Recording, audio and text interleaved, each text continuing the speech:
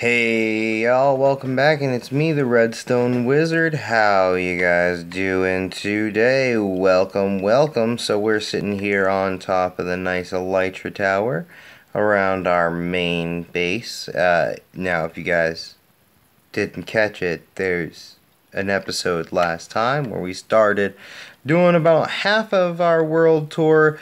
A little bit talking to you guys about, what my idea is for my current large project, and let's go ahead and take a look at a little bit of the progress that I've done so far. So let's just go ahead and take a quick gander around, and you can see there's a significant amount left to be done, as you can see there. But let's go ahead and just give a quick fly around, and we'll see. Let's get a good angle on it. We want to see it good. Right here, I've gone ahead and built up a pretty significant amount, and you can definitely see the castle structure and less of the gray structure coming along as we just kind of look at it from here. You can't really see some of the things that you could see when it was just a flat structure. Definitely looks a little bit more, well, I mean, if you're honest, it looks random. It's still flat, it's still plain. We haven't done any of the additional things I'm going to talk about a little bit later. Think of this as like the tasting palette, right? So there are even a couple of things that I've done so far. Like over here, you see this. It's not yet done. There's a significant amount of wall to be built up back there, leading up to the top there, and then you also have, the other half of this missing from over here. And as we come around to the side,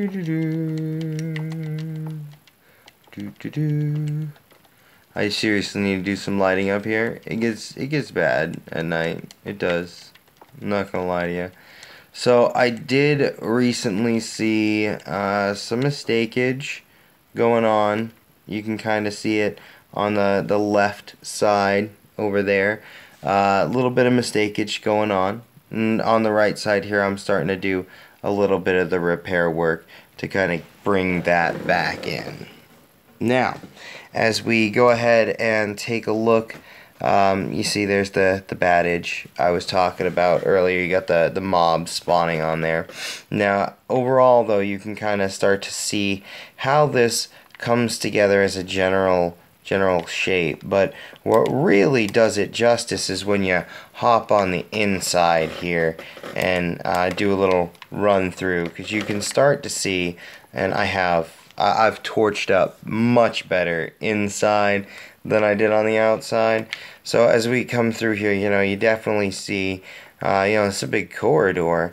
Now we can start having rooms that kind of poke off into the sides, where you see these two jut in, and all kinds of different stuff like that. And then you come to one of these giant, huge, open areas where you can start to see the corridors coming down. And you can see how this one curves, but this one is straight. We've got a diagonal corridor here that helps bring us kind of straight to the center. Now, some of these things are going to be set in a little bit of a different manner. We're going to be looking at, some of these passages being developed into a secretive passageway. So on the top floor, this passage exists, but on the bottom floors you don't know it exists. But with a little bit of secret queuing, boom, bam, you got it.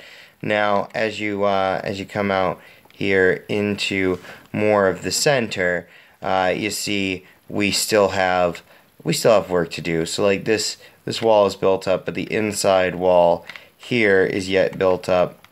It's kind of still work in progress, guys. Work in progress. But the outer wall is done up to that point. and then we got to go right around to about there. And then we do have, you know, a significant chunk of the outer wall done, or the inner portion done there.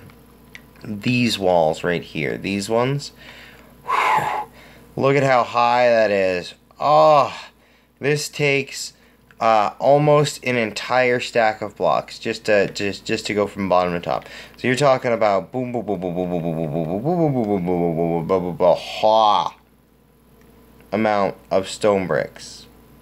Just like the jaw, it drops. I have so far put about 10 double chests worth of stone into this bad boy as it stands now. And I do have, you know, junk chest, and then I've got the 3 chests I'm running off now. And of course, trust me, we're gonna together take a trip over to the Guardian Farm and pick up some stone, because it's gonna be needed. But one of the glorious things that we do have is we do have the option to hop on into our nether from here now, which allows us you know, just a quick and easy access in there. There are a couple things I want to talk about before we head off of the project site, because, you know, we do have all the walls that are going up, and that's going to be grand. And of course, this is just a base. It's not done. This is to get an outline of how things are going to be laid out. Of course, even on the inside here, we need to bring these down. I actually plan on digging out the corridors down in, you know, maybe not necessarily the same as we have up here, but we're going to have definitely a pretty nifty structure. Now, there is going to be things that go on the inside of here. So I bet you see the walls, they build up, but there currently is nothing in here. However, this is the People's Palace in Dahara. So if you have been a part of the Sword of Truth series at all, then the People's Palace will probably come up in like, I think it was 70% of the books they went to the People's Palace. But we go ahead and we have basically a castle which is built on the shape of a spell form. Now, they did not give us descriptions of that spell form, and man, I wish they did. But they did describe one good spell form, and that is the Grace. Alright, and that's what I've done here. And one of the big parts about it is that, yeah, I'm an avid Hermitcraft fan. Love it. But we go ahead and fill up this section in here with things like the barracks for the soldiers, and we fill up over here, you know, the barracks for the Mord Sith and things of that nature. Now, I am thinking about having this. Hey buddies, how you doing down there? I am thinking about having these intersections here, the triangle that you see, being the places where they would come to give the devotion. Now they did mention things like they had to have sky access, and that there were balconies and all kinds of things of that nature. Now, one of the things about this is we can actually enjoy having this at multiple floors, right? So we see here, we got one floor there. We'll have it built up to a second floor here, which gives us 2 floors already here. And then we'll build up again. We're most likely to have a separation of 1 more floor and then a 4th floor. So we're looking to have 4 floors inside the palace proper.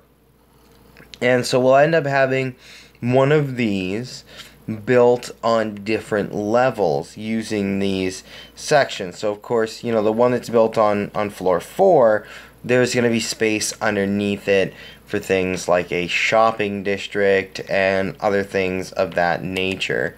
But you see how we can go ahead and, hi Skelebutt, we can go ahead and take a look at many of the different areas that are available. Now, this is Minecraft, okay? And you're talking here to the Redstone Wizard.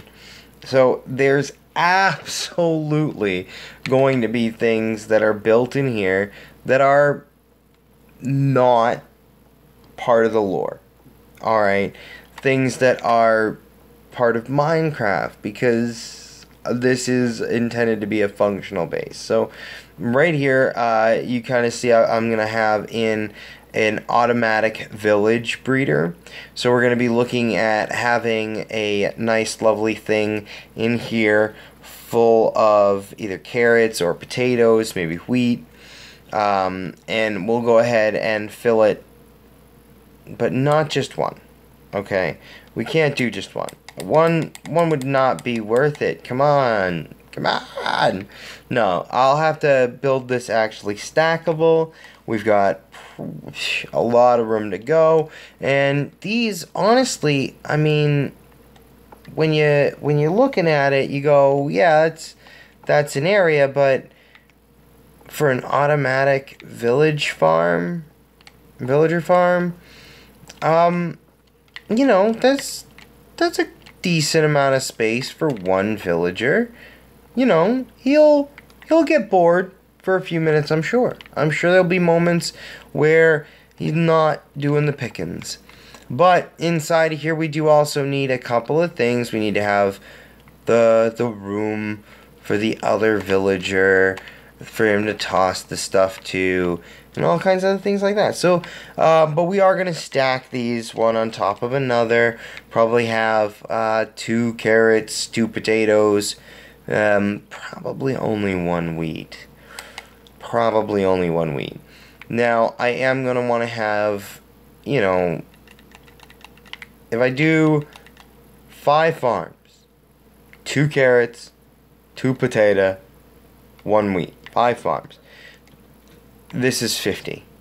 This is 50 blocks tall. This is the 50 block tall area.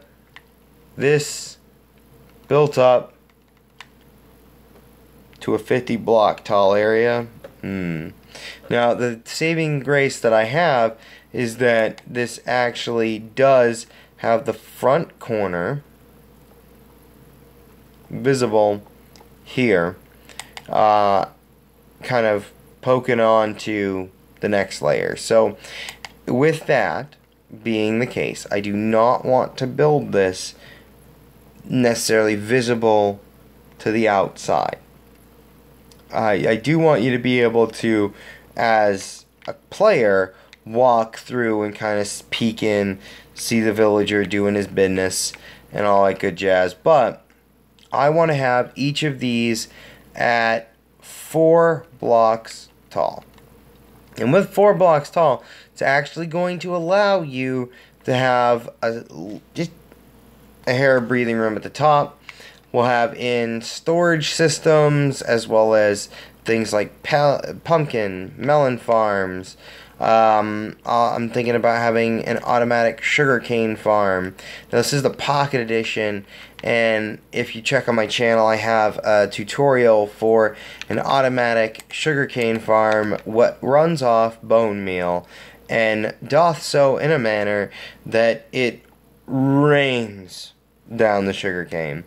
But I think I'm going to be going more in here for a classic sugarcane farm with some slime blocks and things like that, in order to be able to kind of just...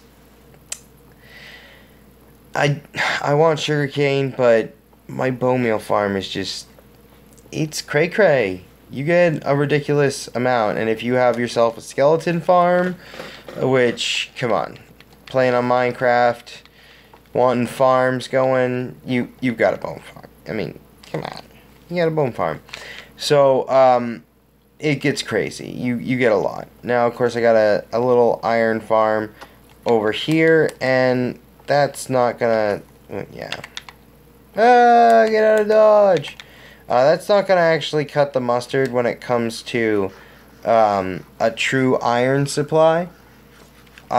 We do have the triple iron farm, which I will possibly include on another world tour. But that iron farm I built, you know, when I had like no resources and I needed iron. This also worked as a beautiful village breeder. As you see, I am in a mesa, and you don't get villagers in a mesa. I actually, when starting the server, all of the villagers in the town that we currently occupy, again, check the last video, all of those, they got eaten by zombies. Every single one of them. Just gobbled up. Couldn't save them.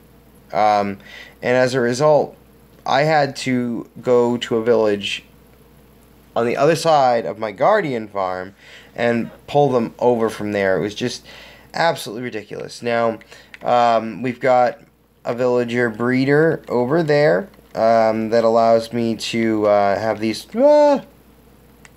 whoa! Ow!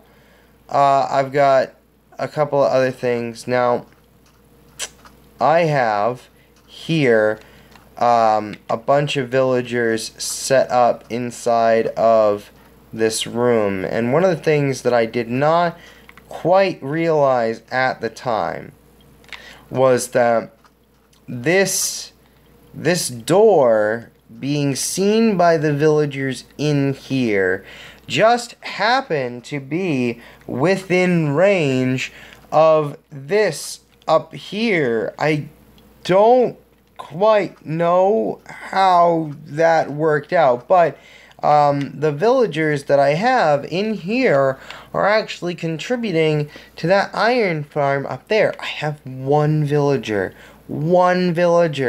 up there in that corner. Zombies went and ravaged the whole area. If that's not a lesson for lighting your iron farm, I don't know what is. But I ended up totally devastated. There's still one guy up there, though, who's detecting the doors in that village.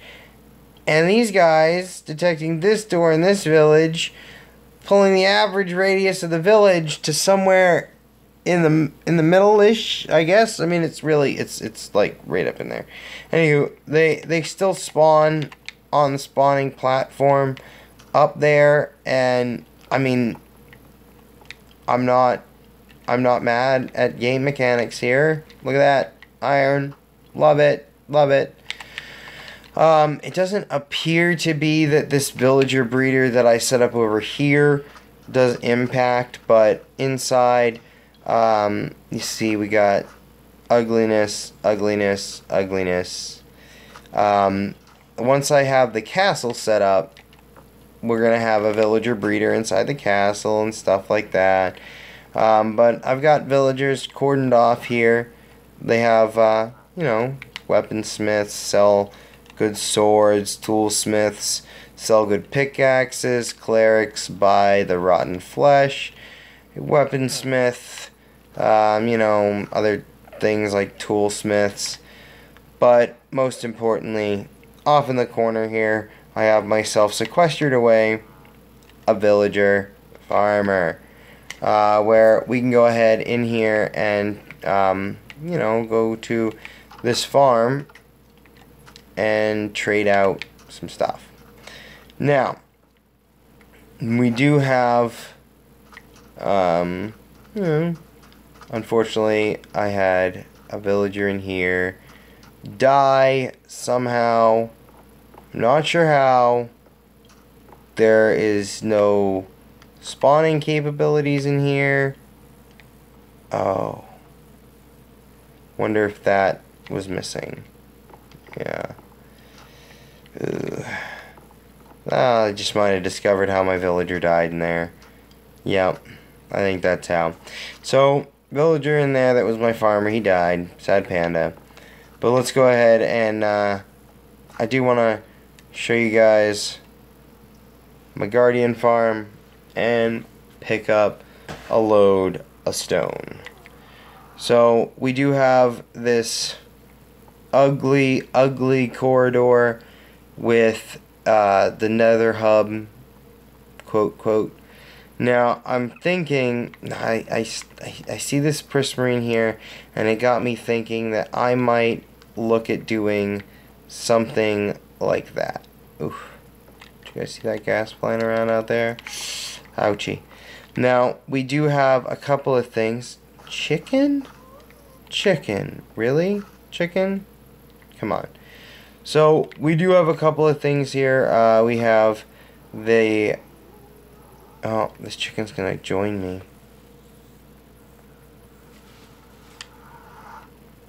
Hello, chicken. This is the glorious village I spoke of earlier that came to me with not a single villager in it. Now, we do have plenty of villagers now. As you see, there's a golem right there. He spawned on his own. And they'll spawn down here. Again, check the last episode. There was a gate mishap. Might have had a moment. But we've got a nice wood farm up here, complete with, oh, somebody paid. Oh, wait, our wood guy. Wood guy. What is, sadness. Sadness. No wood. No wood. No. Anywho, so if you look over here, you'll see the iron farm that we built. It's actually a triple iron farm, complete with a water vator to the top, which with an elytra means beautiful flying. But we also have a few other things in here. A nice horse stable. They've been breeding up donkeys, getting some good mules set up. We also have off in here some cows for cow breeding. Just your basic stuff. We checked out a couple of different shops the last time that we were over there. Again, if you want, check the last episode. It was there. In here used to be a glass shop. However, it is currently a vacant home. We do have villagers who have caught themselves down here. What are you? You're a toolsmith. Well, what do you got for me, buddy? It's a silk touch shovel. Interesting. What are you, buddy? Are you a farmer? I knocked the toolsmith again. Well, I don't want to see the other guy. There you are. You are a shepherd. I see. And a cleric. Well, there you have that. And enjoy. So, yeah, we do have a few different things. Now, we did get rabbits. As you know, we have leaping potions, and that's because, well, Death's Mistress, this beautiful house right here, she went ahead and braved the wilderness and found her way back with some bunnies out of nowhere. We do have a community enchanting setup in here, as well as a glass shop and a junk room. So you'll see in here that you have 1 diamond a stack for some glass, and over in here is just it's junk, just junk. What we got in here? Stone. I'll take your stone. What else we got? Dispenser. I'll take a dispenser. Yes, yes, yes. What else we got in here? Don't care about those. Gravel's good.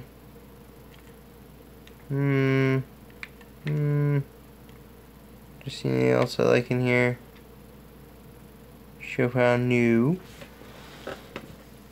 Mossy bricks, nice. You know what? Grass blocks. I mean, come on. That's in the poo. Gravel. I'll take gravel. Love gravel. About to have some fun with gravel. Grass paths. I mean, this is just the junk area, but you know, one man's junk is another man's treasure. I guess filling up those ones first. Oh, okay, well, you're just filling up those ones first then.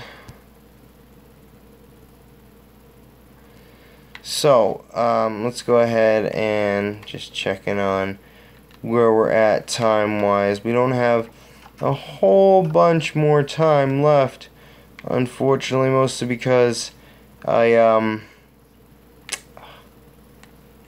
these guys, see, they spawn all on their own naturally in here now, but they'll do these silly things where, like, they'll find their way into that over there. It's ridiculous. Also, I like the fact that I can, you know, get some free iron. Oh, I'm so lucky. So lucky. So lucky. Ooh. And you know why I'm so lucky? That's a sharpness 5 diamond sword. These guys do have a lot of health. Scary. Scary. Alright. Guess I'm at the pro. So, let's go ahead and we will head over to my guardian farm, and I guess that will end this episode for now, and you guys can check the progress, you know, as things go on. We are just outlining things now. There is oodles and oodles more to do. You know, especially when it comes down to putting in the real stuff, the stuff that a castle is actually made out of, what life exists in the castle, you know, things of that nature. But we come right on over here to my beautiful guardian farm, and it looks like I might come a little short. Boom! Pro pearl throw. Did you guys see that? Pro pearl throw. Alright, now I made a mistake earlier, so I need to quickly correct that mistake if I can. Ah, more mistakes were made. Anywho, so we do want, just for the sake of the light level in there, to have it not have anything. So what I gotta do is throw that up. Mistakes were made. Mistakes were made. Alright, well, I guess I'm going to have to leave that for now, but we do have, as you see, my guardian farm, and you can see from way back here, you know, those guys, they mean a business. They fall quite regularly through there. Now, one might ask, how, Mr. Wizard, how is it that you get the stone that you get? Well, I do have a couple of different sources. My stone donation chest in the village, where the nice people on the server donate to me their stone and cobblestone so that I may build upon my glorious structure. I've probably gotten at least 2 double chests, if not 3 double chests worth of stone from them. I've definitely gotten a few double chests worth of stone from one of my stone quarries way over in the mesa. But as I was over there and digging away, looking at the size and the scope, being like, oh man, this is huge, I decided, you know what? You know what? I could probably just dig out underneath the Guardian farm here. And, you know, that will provide me with a significant amount of stone. As you see here, I do have a coordinates add-on installed. It's not realm specific, it's for me on my personal device here. So I can actually see, you know, where I'm at. And I do want to take this bad boy all the way down to the first layer of bedrock. So I'm looking at having to drop this good thing a good 30 blocks. And at the moment, you know, I found the best technique is to kind of hop down 6 blocks here and tear it away. So I'm definitely looking at a significant amount of work ahead of me, and of course I do get things like the granite, the diorite, gravel, all kinds of other stuff down in here, and there's nothing I can do about it. I'm getting them, I'm gonna eat them up, put them in chests, and you know, they'll eventually be used. Over here we do have the AFK spot you guys may have seen last time, and again I've got the delivery system for my buckets of lava where I can send that off to its destiny. Now we do also have my AFK spot here where the hopper goes away and I can come right on up in here and AFK. Now if needed, I've got this right here to allow mass smeltery, but I can just stand here, let the Guardians rain, and you know, if I'm not dead on my pickaxes, I'll just swing away. I do have now a total of 5 Diamond Silk Touch Unbreaking 3 pickaxes, 3 of which are efficiency 5, 2 of which are efficiency 4. One of those efficiency 4s is currently dead. Dead. Gone dead. Won't be able to use it no more, basically. It probably has a few strikes left, you know, should desperation come, but it's dead.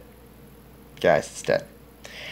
But, you know, 1 pickaxe down, but we'll keep swinging away, keep repairing them.